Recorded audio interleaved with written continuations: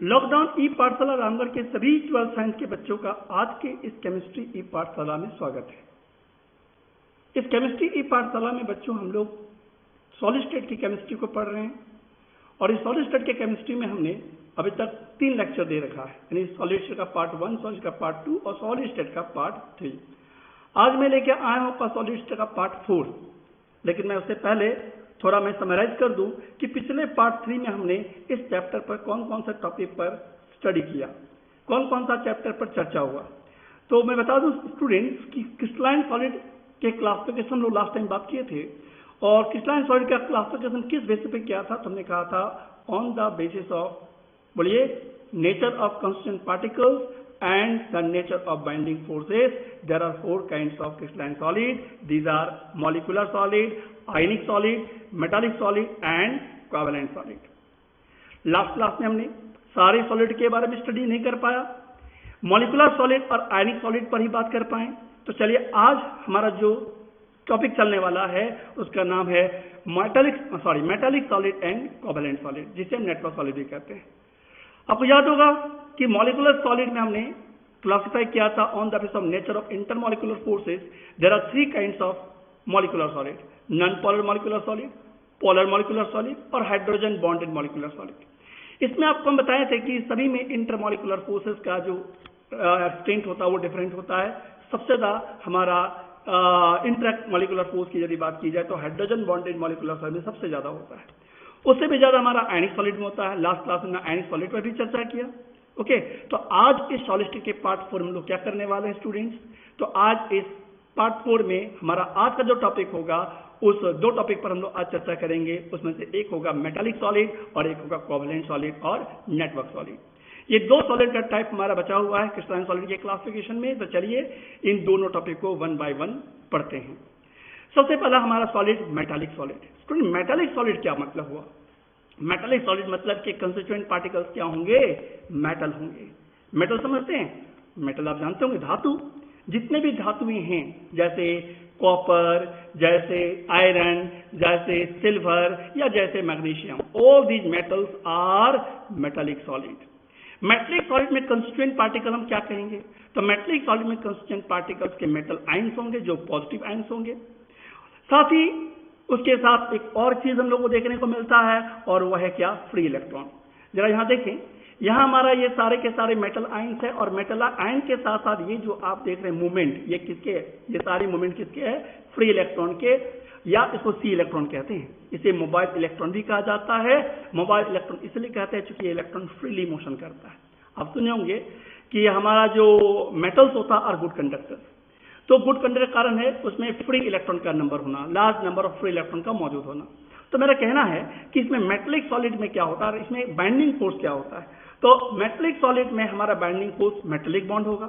अब ये metallic bond किस में होता है? तो आप देख सकते हैं एक इंटरेक्शन एक्सर्ट हो रहा है, एक इलेक्ट्रिकल फोर्स एक्सर्ट हो रहा है, एक इलेक्ट्रोस्टैटिक फोर्स एक्सर्ट हो रहा है। किसके बीच?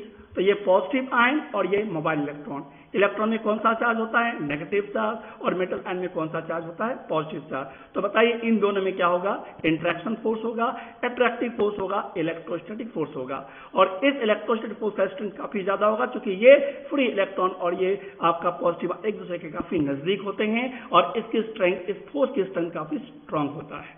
समझ रहे हैं? तो इतनी स्ट्रांग होता है कि हम कह सकते हैं ये एक बॉन्ड एग्जिस्ट करता है, ये सॉलिड फॉर्म में पाया जाता है। तो इस क्रिस्टलाइन सॉलिड में खासियत क्या है कि इसमें जो पॉजिटिव आयंस है और जो मोबाइल इलेक्ट्रॉन है, मोबाइल इलेक्ट्रॉन में क्या होता है कि जब आप उसमें इलेक्ट्रिक फील्ड अप्लाई करो, जब ऐसे मेटल में, ऐसे मेटेलिक कंडक्टर में जब बाहर से आप इलेक्ट्रिक फील्ड पास करो, फिजिक्स के करंट इलेक्ट्रिसिटी में आपको पढ़ने को मिलेगा। यदि आप ये चैप्टर नहीं पढ़े हैं तो, और यदि पढ़े हैं तो आपको समझ में आना चाहिए कि जब भी किसी मेटल में जब हम बाहर से कोई वोल्टेज देते हैं, इलेक्ट्रिक फील्ड देते हैं, तो जितने भी इसके इलेक्ट्रॉन से वो ड्रिफ्ट करता है।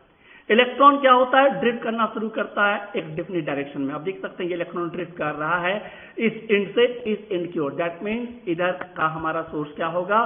पॉजिटिव चार्ज, और इधर का सोर्स क्या होगा? Negative charge. तो बताइए यहाँ पे करंट कैरियर का कारण कौन है? जो मोबाइल है। कौन मोबाइल है? आपके इलेक्ट्रॉन। कौन से इलेक्ट्रॉन? Free electron. तो इस तरह हम कह सकते हैं कि मेटल्स जो होते हैं यानी मेटेलिक सॉलिड जो होते हैं वो गुड कंडक्टर्स होते हैं इलेक्ट्रिसिटी के मामले में और हीट के मामले में भी। ये हीट के भी मामले में भी और इलेक्ट्रिसिटी के मामले में भी इसे हम गुड कंडक्टर्स कहते हैं। विद्युत का सुचालक होता है, क्योंकि आप देख सकते हैं कि इसमें इलेक्ट्रिसिटी पास हो सकता है, क्योंकि इसमें करंट कैरियर में फ्री इलेक्ट्रॉन्स होता है। यदि आप इसको हिट करते हो तो इस इलेक्ट्रॉन की थर्मल एनर्जी काफी ज्यादा बढ़ जाएगा, और जब थर्मल एनर्जी बढ़ जाएगा तो आप समझ सकते हैं कि इसका इलेक्ट्रॉन का डीलोकलाइजेशन का रेट उतना ही ज्यादा बढ़ जाएगा। थर्मल एनर्जी के बढ़ने से इलेक्ट्रॉन की ड्रिफ्टिंग की वेलोसिटी चेंज हो जाती है ना, और इसकी कंडक्टिविटी नेचर भी चेंज हो जाता है। ओके नाउ तो ये था हमारा मेटेलिक सॉलिड। अब हम बात करते हैं एक मेटेलिक सॉलिड में कौन कौन सा कैरेक्टरिस्टिक हम लिख सकते हैं। तो they contain a large number of metal ion. इसमें क्या होते हैं, large number of metal ions होते हैं जो कि सराउंडेड होते हैं सी इलेक्ट्रॉन के द्वारा, इन फ्री इलेक्ट्रॉन के द्वारा। यानी इसके कंस्टिट्यूएंट पार्टिकल कहा जाए तो हम इसमें बोल सकते हैं क्या, metal ion as a positive ion, और दूसरा हमारा बोलिए मोबाइल इलेक्ट्रॉन या sea electron, surrounded by sea electron. यानी जो मेटल आयन है उसके चारों तरफ क्या है, इलेक्ट्रॉन है। लेकिन एक बात, वो जो भी इलेक्ट्रॉन है अपने फिक्स पोजीशन पे कभी नहीं रहता, वो हमेशा डिलोकलाइज होता है, वो हमेशा फ्रीली मूवमेंट में आता है। और इस कारण से हर एक पॉजिटिव आयन के साथ, हर एक मेटल आयन के साथ वो इलेक्ट्रॉन क्या करता है, इलेक्ट्रिकल फोर्स एक्सर्ट करता है, और इसी इलेक्ट्रिकल फोर्स के कारण बोलिए वो मेटेलिक सॉलिड फॉर्म में पाया जाता है। यानी कि binding force as a metallic bond exert करता है। तो मेटेलिक बॉन्ड एक्सर्ट किसके बीच होता है बताइए, तो मेटेलिक सॉलिड में मेटेलिक बॉन्ड एक्सर्ट होता है सी इलेक्ट्रॉन और बोलिए मेटल आयन के बीच। ओके चलिए आगे देखिए। The particles are held together by strong electrostatic force of attraction. ये तो हमने बताया दिया कि इसमें किस तरह का नेचर फोर्स होगा, तो हमने कहा इलेक्ट्रोस्टैटिक फोर्स ऑफ अट्रैक्शन। इसकी बाइंडिंग फोर्स का नेचर कैसा होगा, बोलिए electrostatic force of attraction. Okay किसके बीच बताए थे भी, मेटल आयन और सी इलेक्ट्रॉन के बीच, यानी मोबाइल इलेक्ट्रॉन के बीच। Next point, due to the presence of large number of free electron they are good conductors of heat and electricity. Free electron के लार्ज नंबर होने के कारण बोलिए क्या होगा, ये गुड कंडक्टर ऑफ हीट होगा और गुड कंडक्टर ऑफ इलेक्ट्रिसिटी भी होगा, यानी विद्युत का सुचालक होगा और उष्मा का भी सुचालक होगा। यानी इसमें हीट भी पास होगा और इलेक्ट्रिसिटी भी पास होगा। ये मेलिएबल भी होगा और डक्टाइल भी होगा। मेलिएबल मतलब यदि आप मेटल्स को यदि हथौड़े से पीटोगे तो क्या पाओगे, यदि आप हथौड़े से किसी मेटल को पीटोगे तो क्या होगा, वो एक्सपेंड होगा, दैट मीन्स वो फैलेगा, है ना। तो इसको क्या बोलते हैं, मेलिएबल। और जब इसको खींचोगे तो क्या होगा, खिंचाएगा। कैसे खिंचाओगे, जब आप उसको हिट करोगे तो क्या करेगा, एक्सपेंड होगा, फैलेगा। तो ये इस तरह से हम कह सकते हैं कि ये मेलिएबल भी होता है और डक्टाइल भी होता है। आप इसे एक पतला तार में भी चेंज कर सकते हो, समझ रहे ना, खींच के पतला कर सकते हो, तो ये मेलिएबल भी होता है और डक्टाइल भी होता है। और ऑल द मेटल्स आर बोलिए क्या, मेटालिक सॉलिड। तो ये सारे पॉइंट्स को आप क्या करोगे, राइट डाउन करोगे, लिखोगे कि मेटेलिक सॉलिड के कौन कौन से कैरेक्टरिस्टिक होती है ना, इसके कंस्टिट्यूएंट पार्टिकल्स क्या होते हैं, है ना, ये कंडक्ट कैसे होता है, तो कंडक्ट का कारण इसमें लार्ज नंबर ऑफ इलेक्ट्रॉन का होना। इसके कंस्टिट्यूएंट पार्टिकल का नाम क्या है, तो बोलेंगे इसके कंस्टिट्यूएंट पार्टिकल कौन कौन से है, मेटल आयंस है, और क्या है, मेटल आयन में पॉजिटिव आयंस होते हैं, और क्या होता है इसमें मोबाइल इलेक्ट्रॉन या सी इलेक्ट्रॉन, ठीक है। और कहेंगे कि बताइए ये क्या बोलते हैं, इसकी करंट कैरियर का कारण क्या है, तो बोलेंगे फ्री इलेक्ट्रॉन का होना। और यदि हम कहेंगे कि ये मेलिएबल भी होता, सॉरी इसमें कौन तरह का इंटरमोलिकुलर फोर्स होता है, तो बोलेंगे इसमें होता है इलेक्ट्रोस्टैटिक फोर्स ऑफ अट्रैक्शन।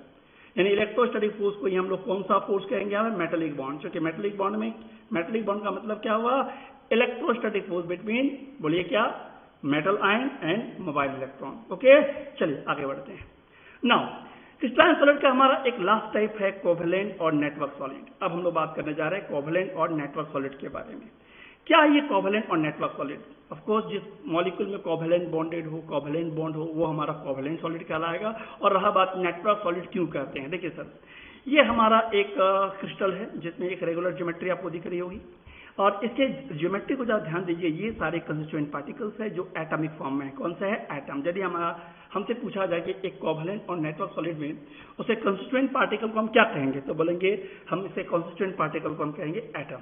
क्या कहेंगे इसको, atom. Atom as a constituent particles of covalent और नेटवर्क सॉलिड। ये नेटवर्क सॉलिड क्यों है, क्योंकि हर एक एटम दूसरे से कोवेलेंट बॉन्डेड है, देखिए, और एक नेटवर्क की तरह है ना, एक नेटवर्क की तरह एक दूसरे से क्या ये कोवैलेंट बॉन्ड बना रहा है, इसीलिए इसे कहते हैं क्या, नेटवर्क सॉलिड। क्यों कहते हैं नेटवर्क सॉलिड, फिर सुनिए, ये देखिए, ये एटम इस एटम के साथ कोवैलेंट बॉन्ड है, और यही एटम फिर इस एटम के साथ, फिर ये एटम इस एटम के साथ, और फिर ये एटम इसके साथ, ये इस तरह से ये एक लॉन्ग चेन में है, एक नेटवर्क की तरह है, इसलिए इसको बोलते हैं नेटवर्क सॉलिड। तो कोवैलेंट सॉलिड को हम लोग नेटवर्क सॉलिड भी कहते हैं। कोवैलेंट सॉलिड के कंस्टिट्यूएंट पार्ट को हम क्या बोलेंगे, फिर से बोलिए, एटम। इसमें किस तरह का बाइंडिंग फोर्स होता है, तो बोलेंगे कोवैलेंट बॉन्ड। कोवैलेंट बॉन्ड याद है ना, जहां इलेक्ट्रॉन का शेयरिंग हो दो एटम के बीच, तो यहाँ इलेक्ट्रॉन का क्या हो रहा है, एक दूसरे के साथ क्या हो रहा है, शेयर कर रहा है, और पेयर कर मतलब इसका बॉन्ड को एग्जर्ट कर रहा है। तो ये कौन सा बॉन्ड इसमें एग्जर्ट होता है, कोवैलेंट बॉन्ड। तो बाइंडिंग फोर्स का नेचर क्या बोलेंगे, कोवैलेंट बॉन्ड। किस किस तरह के क्रिस्टल में ये देखने को मिलता है, as example of diamond, as example of graphite, quartz, these are examples of covalent और नेटवर्क सॉलिड। ठीक है, यदि हम बात करें इसकी टफनेस और हार्डनेस की, तो ये काफी ज्यादा हार्ड होगा, क्योंकि कोवैलेंट बॉन्ड का स्ट्रेंथ थोड़ा स्ट्रांग होता है, और हम कह सकते हैं इसकी मेल्टिंग पॉइंट क्या होगा, बहुत ही हाई होगा। आप देख सकते हो डायमंड की मेल्टिंग पॉइंट 3550 डिग्री सेल्सियस है, वही ग्रेफाइट की मेल्टिंग पॉइंट 3500 डिग्री सेल्सियस है। क्वार्ट्ज की मेल्टिंग पॉइंट की बात की जाए तो क्वार्ट्ज की मेल्टिंग पॉइंट लगभग 1650 डिग्री सेल्सियस है। तो इस तरह से ऐसे क्रिस्टल की मेल्टिंग पॉइंट बहुत ही हाई होता है, कैसा सॉलिड का, कोवैलेंट सॉलिड का।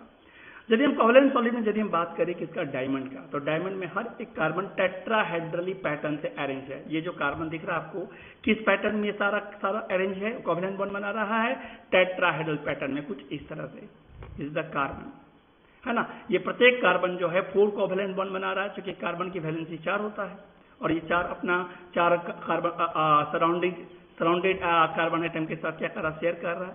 तो ये टेट्राहेड्रल पैटर्न में इस तरह से अरेंज होते हैं।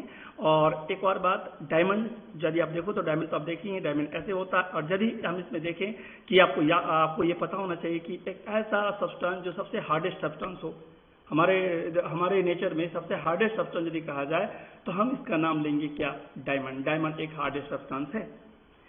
ग्रेफाइट की यदि हम बात करें, graphite is one of the example of covalent solid, मगर थोड़ा ग्रेफाइट में थोड़ा मामला अलग है ना।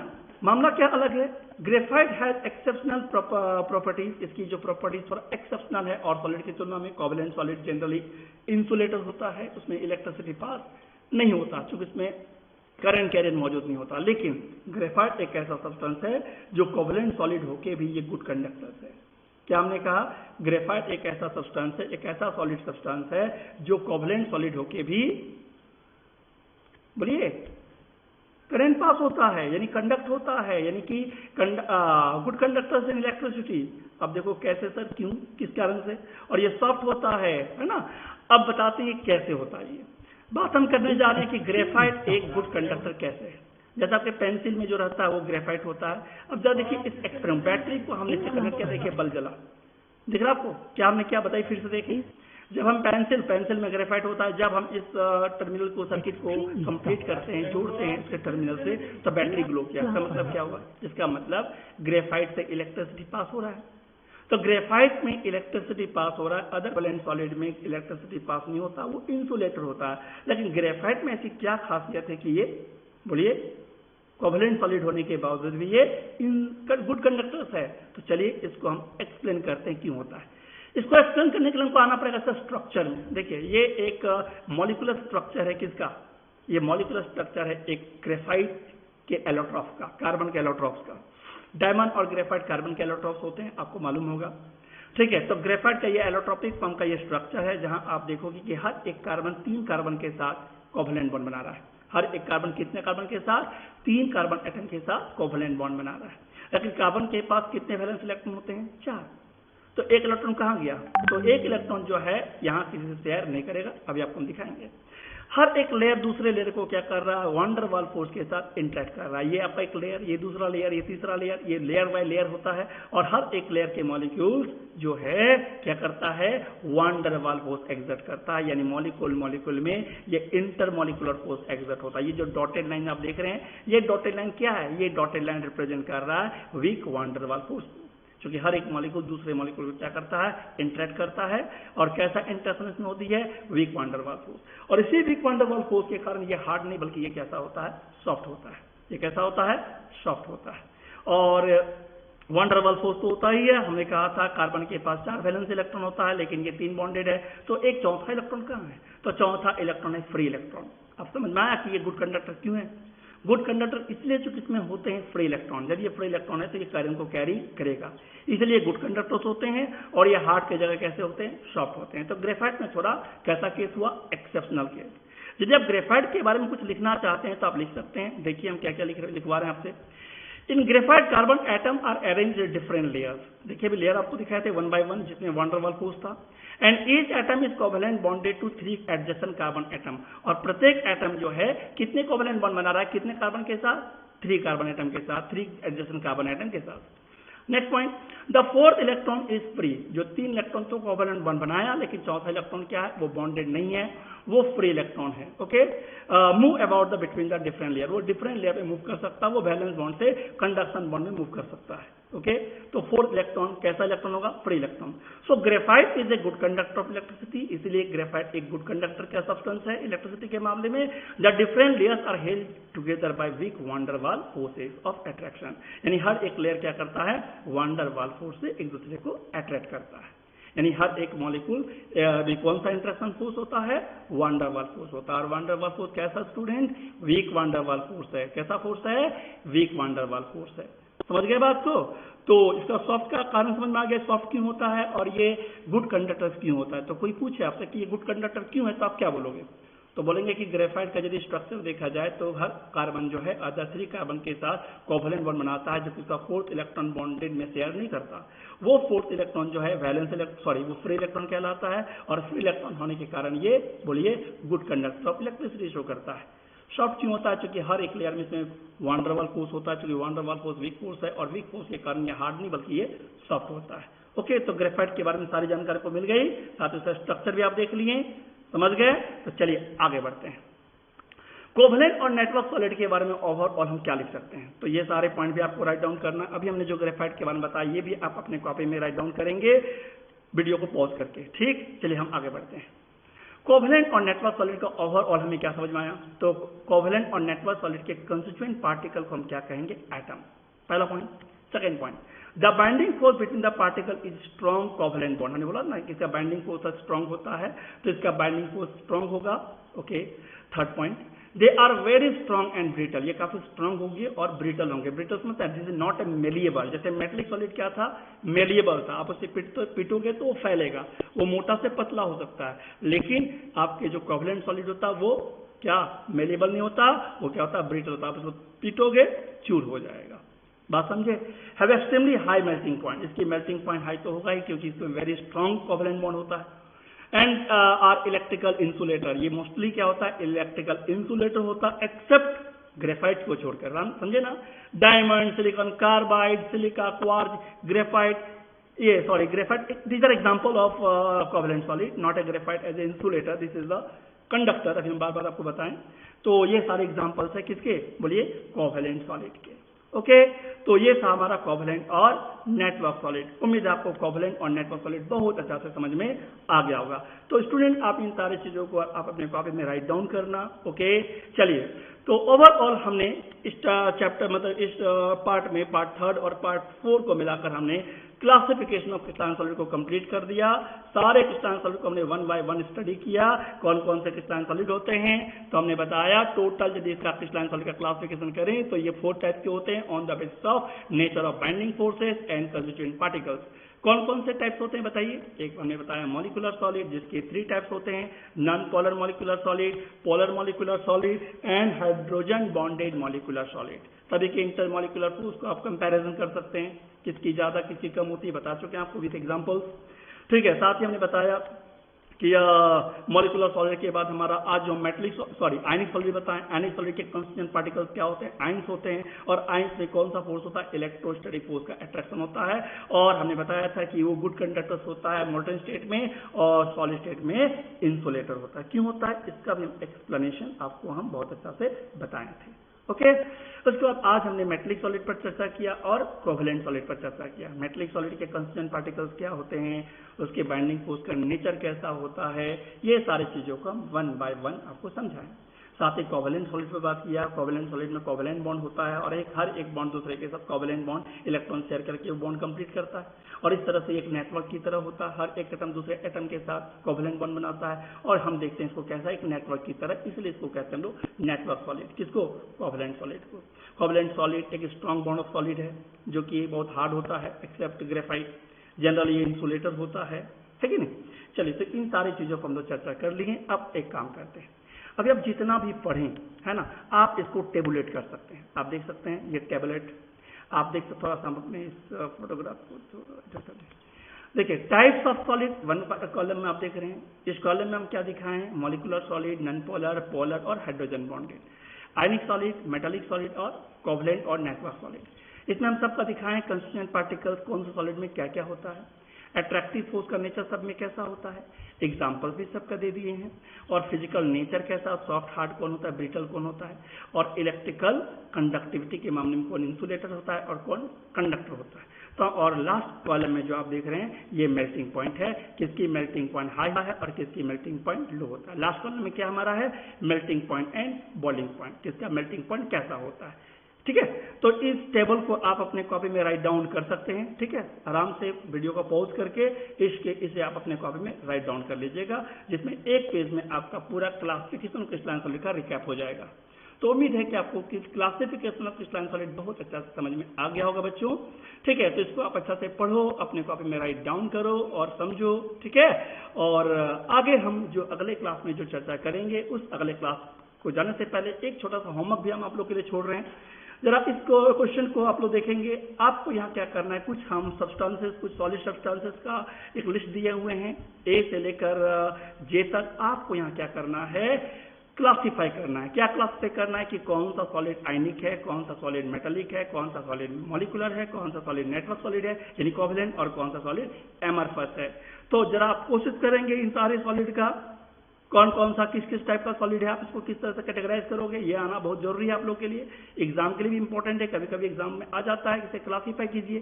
तो इन सारे सॉलिड को आपको खुद से क्लासीफाई करना है, कोशिश करना है। ठीक है, अगले क्लास जब हम लेंगे पार्ट 5 में, तब इसका आंसर बता देंगे। ठीक है, आप लोग खुद से ट्राई करो तब तक से। तो चलिए आज इस क्लास को यहीं तक। नेक्स्ट क्लास में लोग जो चर्चा करेंगे वो आपको मैं बता दूं। हम आपको नेक्स्ट क्लास का टॉपिक क्यों बता देते हैं, ताकि आप थोड़ा से प्रिपेयर्ड होके आओ, थोड़ा पहले से पढ़ के आओ, ताकि हम जब बताएंगे तो आपको ज्यादा अच्छा से समझ में आए। ओके, तो अगले क्लास में लोग जो शुरू करने वाले हैं सॉलिड स्टेट में, उसका नाम है क्रिस्टल लैटिस, है ना, जिसे स्पेस लैटिस भी कहते हैं, और यूनिट स्पेस। ये दो टॉपिक के बारे में लोग डिस्कस करेंगे अगले पार्ट। ठीक है, समझ गए।